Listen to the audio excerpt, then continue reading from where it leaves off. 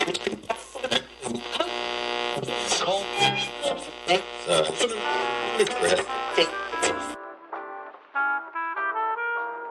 you hear me now?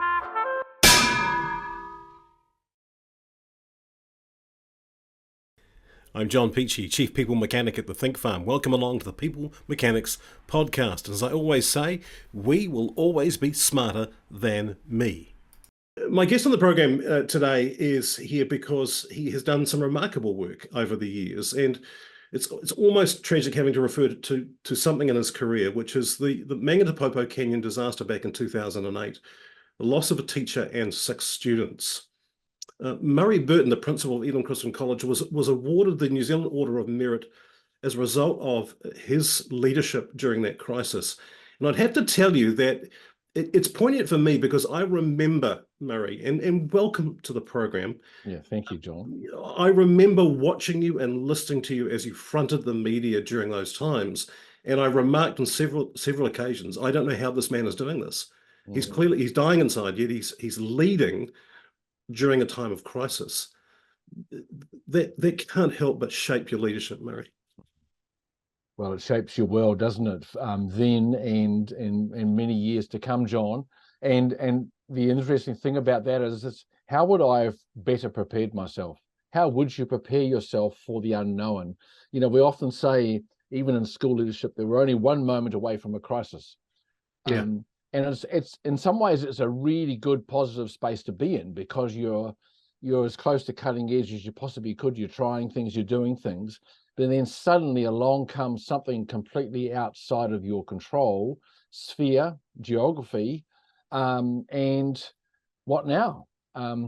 Who are you? Where are you? And how are you going to respond? It was certainly a challenge like no other. And one thing that we know about school life day to day is that young men and young women in their teens, particularly in the college era, are going to push those boundaries and find new ways to raise your eyebrows. Would that be true? Exactly. Absolutely. I think I did it when I was young. If I can think back that far, and I'm sure it will always be the case. That's the delight of the what they call it, the whitewater rafting years. Yes, there we go.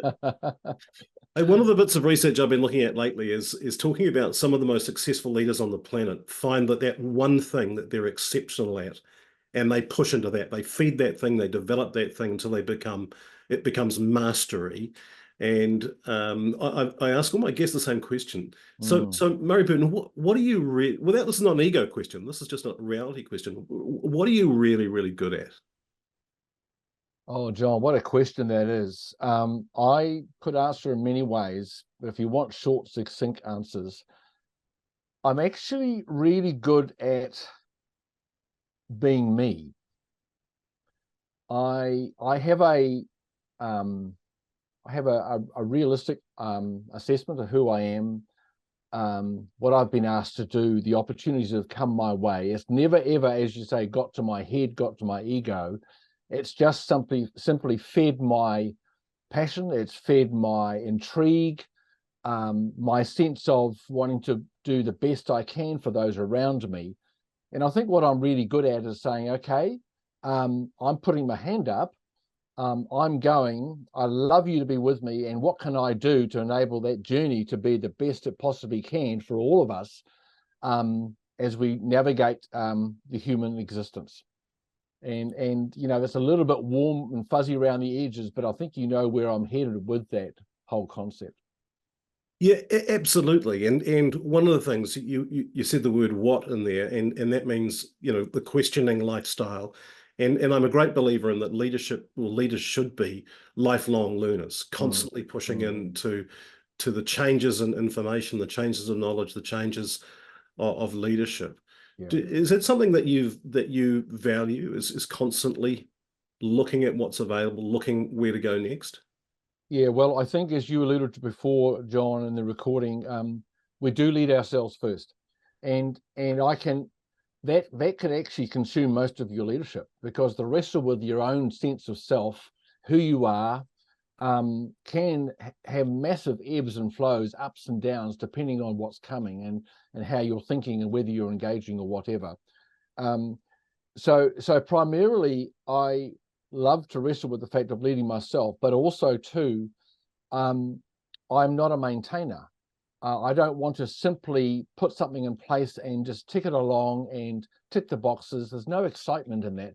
You have to be continually reading, absorbing. You have to, as I learnt during the tragedy, don't assume or presume anything, but take a stance of saying, hey, there's something here I could learn. Is that really true? Do I need to read that again? So I read widely, and I listen quite widely to various sources, and then I try to enable people around in my staff to have a voice. You don't have to be on the team very long before you're invited to lend your voice to the conversation. I cannot think of anything but richness coming out of that. I mean, complexity comes out of that, and certainly a bit of mess comes out of that sometimes. And sometimes the edges around what I do are a little bit messy, but by and large, that unction to pursue the best, keep discovering and being intrigued, what's that word when you discover lots? I can't think of the word anyway now, but certainly want to see it in our children, a curiosity, feeding that curiosity. Yeah. And then testing that against what we consider to be the current anchors or the current frameworks that hold us all together, and seeing whether we can take things just a little bit further.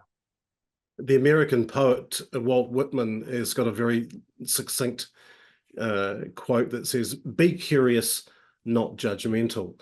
And I think that applies. One of the protocols that I teach leaders is that curiosity is actually the largest requirement of leadership in 2024. Leaders who are prepared to look at it. And I've been looking at some work around our beliefs about various things. I hold to a protocol that behavior follows belief, that what we believe drives our behaviors and sets our values. And I was listening to someone who was challenging me to say, do you think that all of your beliefs are right? And I'm like, well, that's an uncomfortable question. And he was kind of saying, I can guarantee that something you believe is not right. And but are you prepared to accept curiosity and to push into that? And I think one of the things you've said is fascinating for me, because one of the fears I have with some leaders that I work with is they're not curious and they're not prepared to listen to those who have other ideas around them. Ego prevents them. Right. It sounds like ego is not an issue for you. You're quite happy for your staff to contribute into the conversation. Yeah, I think sometimes to my detriment. What is that line where you need to absolutely lead, or you need to just keep the conversation ticking along, inviting that, and at some point you'll go away, crawl into your little quiet space with a coffee and come out with the answer. That whole juxtaposition of, is it your voice, my voice? Oh, I'm the leader. But, ultimately a leader is a servant. I mean, it's a well-worn phrase. I know that, and there's books and books about it.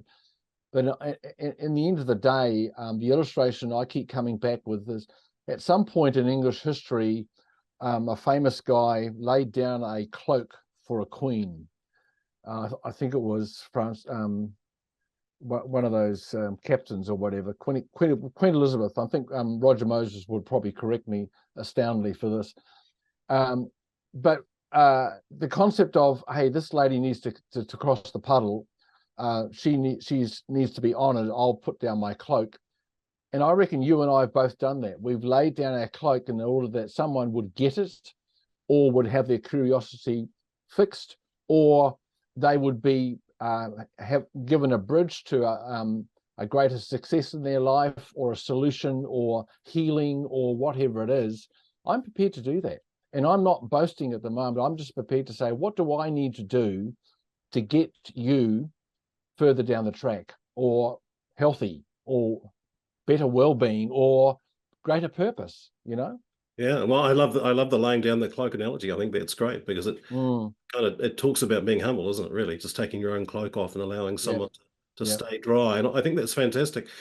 We have to acknowledge that other people have skills, and I'm a great believer in this, is that I didn't employ you for me to tell you what to do. I employed you for you to tell me what to do, right? You employ smart people who know how to run the school. I mean, clearly you can't be everywhere and do everything. So you have to, as a leader, you have to trust people And delegation, I think, is continues to be a challenge for a lot of people. And it's easy to delegate, and slight tangent, but it's easy to delegate the stuff that you're not very good at. But it's tough to delegate the stuff that you are good at, right? But it's no, fantastic, Murray. I want to know, where do you have to spend the majority of your time around Elim? What consumes your time? Yeah, that thought has changed rapidly over probably the last 6 or 7 years. And back in the beginning of 2018, as you know, we took over the Hebron Christian College, and it became our 3rd campus. The actual taking over was easy, saying yes. The harder part was, how was I going to staff it and fund it? And the only way I could do that for the first year was for me to actually be there myself. Right. So I had to leave 2 other campuses and basically work at Mount Albert. And I won't go into all the details of what needed to be done, but it was an incredibly demanding but satisfying process. So at that point, John, I was wrested out of one single office that had been my home, with all the stories and the walls and the books around the walls, and just an incredible time. And I left my office and really probably never ever went back to it. So I started to become a roving leader, and experience what it was, the ups and the downs of my presence. What did my presence do? What did I need to do that I didn't do before? Or what could people do without me because they just couldn't find me? They never knew where I was. They could always contact me. And so the last 6 or 7 years, John, have been quite a challenge for me in terms of, who am I as a leader? Where am I based? What am I trying to do? And so I guess my gaze shifted from simply just, hey, we are making a difference in the classroom. Are parents feeling as if they're consulted? Are the board kept in contact? And I went to much wider picture of actually, how do I rebuild this school, push my other 2 campuses forward without letting anything drop? What if it does drop? What would I do? Who have I got on the ground, and how am I empowering them to be who they should be when I'm not there? And what does principalship now look like in this multi-dimensional setting? I have got a lot of things wrong, John. I've had to recalibrate and change a lot of things, but my time now is spent saying, well, I think I know the Elim brand. How are we doing? Is it worth promoting? Am I resourcing or training or inputting into people so that we can grow bigger? Should we grow bigger? And I guess my eyes were lifted right up very quickly. And I went into a community that I didn't know, and suddenly had to trust that they would accept me and I would accept them, and we would navigate things. And it's been a heck of a journey. Well, that word trust is really huge in the conversation, isn't it? And as you were speaking, I was thinking, wow, I mean, you must have learned a lot about change management, because it's a question I get asked all the time. And I've been looking at the grief and the loss that people feel when a trusted leader moves on, and some new strange bloke, a woman takes over that top seat, top chair. It's a difficult role, because not everyone wants you there. Not because you're a bad guy, but not everyone wants you there because they love change, right? We're creatures of comfort. And it's a difficult role. I do love what you're saying, Murray, though, in terms of being seen. I really do, because I have this little thing saying, don't have an open door policy, have what I call an empty chair policy. Go looking for people. And too many leaders, I think, are hidden behind closed doors and don't understand the value and the power of presence. And I don't mean that in an authoritarian way. I mean just being there and being seen. Yeah. And I've talked to many principals who find that a strange concept. I'll tell you a story, which is a terrible story, really. I was speaking at a conference of APs and DPs, and a very big conference, about 500 APs and DPs, and running a workshop, and I think there was about 75 people in the room. And I said, look, my daughter's principal, we've nicknamed her Nessie, based on the Loch Ness monster, because she's only been seen twice in the last 5 years, and both times was just a grainy photograph. Yeah. Unbeknownst to me, the DP from that school was in the room, which was somewhat embarrassing. But they knew what I was saying. Is that how can you lead when you're not seen? And I had an uncomfortable conversation actually with an HOD of an English department recently that had 30 English teachers in her team. And I asked her, and I was being mean when I asked her, I said, so if you spent 5 to 10 minutes once a week with each of your teachers, and she said that would never happen. There just isn't enough time to do that. And that's tragedy, and I think in education and leadership, if you can't see your people, if you can't listen, by presencing yourself. So I love what you're doing, man. I think it's an accolade being present. It's fantastic. So I mean, I guess you might have answered the next question, which was going to be, where would you love to spend the most amount of time? Where would you like to invest yourself across the campuses? Well, I think by necessity, John,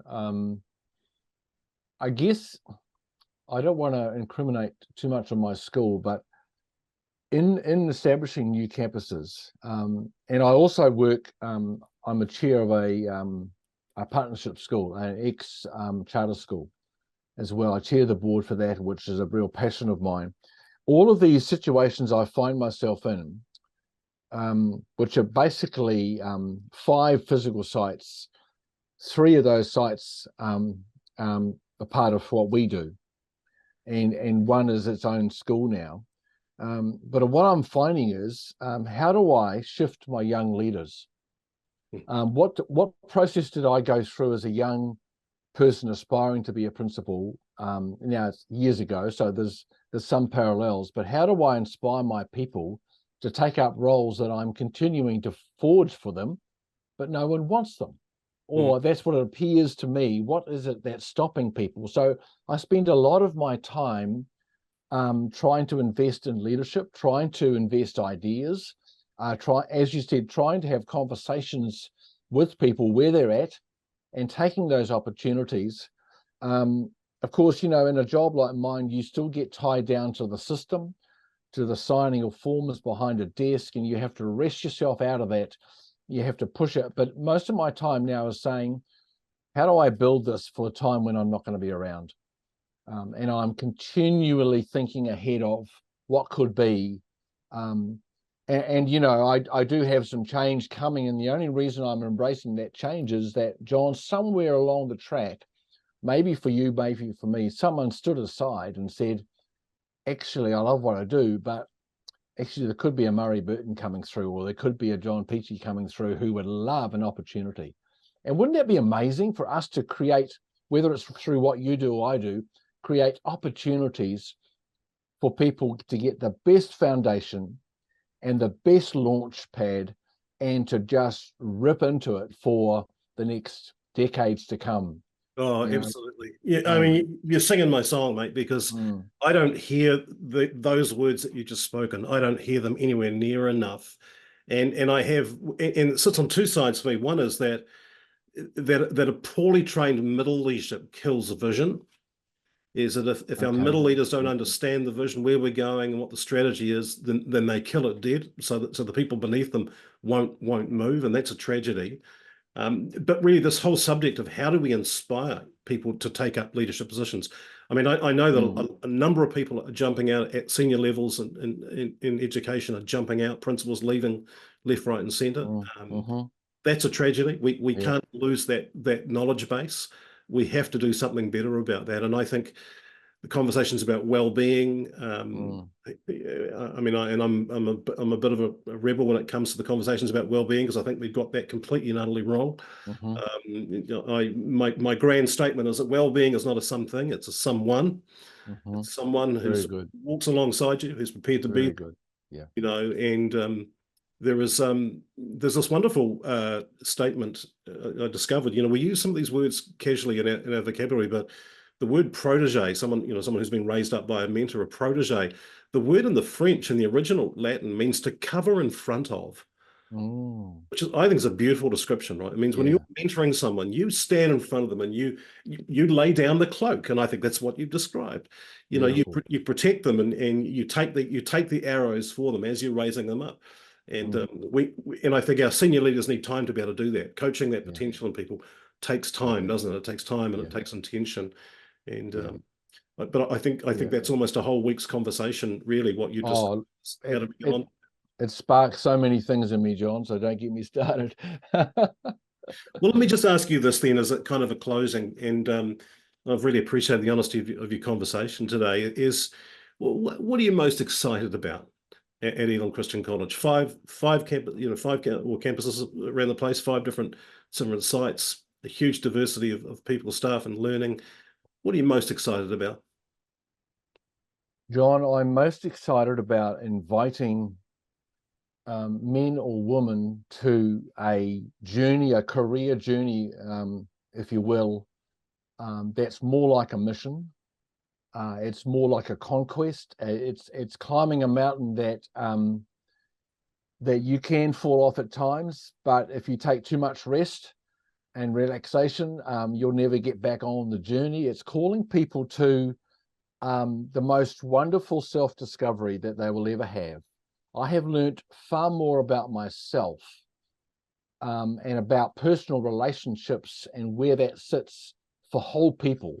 And it might have been you many years ago who shared with me the freight train thing. And that, you know, when we used to say when people come together in a marriage or come together in a workplace, they bring a suitcase each. And gradually the suitcases are supposed to somehow magically dissolve into one. Well, these days we talk about a freight train.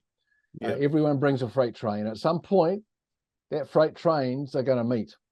And I want to be part of setting up healthy, authentic, real human patterns of behavior that will enable us to navigate our freight trains and engage in, well, I'm thinking of educational leadership, but let's think of the wide, engage in leadership that starts with myself, but is not about myself. And is for the giving of myself to humanity and all that I can do. And that's what gets me excited, and that's what's driving me forward as I wrestle with those things. Well, that's fantastic, mate. That's a tremendous vision to have, and I appreciate you sharing that. Appreciate your answers today. This learning journey that we're on and getting better and bringing people along with us, such a critical thing. The statement that I often make publicly is that the next phase, the success of the next phase of our organization, regardless of what it is heavily predicated on the quality of the leaders that we're raising up right now. And unfortunately, we're one of the lowest in the OECD in terms of investment and leadership development. We're flying on a wing and a prayer in a lot of organizations, and we need to address that. Murray Burton, who holds the New Zealand Order of Merit for very good reason. I appreciate your leadership, appreciate what you're doing, and I appreciate your time today. Okay, John. Thank you so much. Thanks for having me.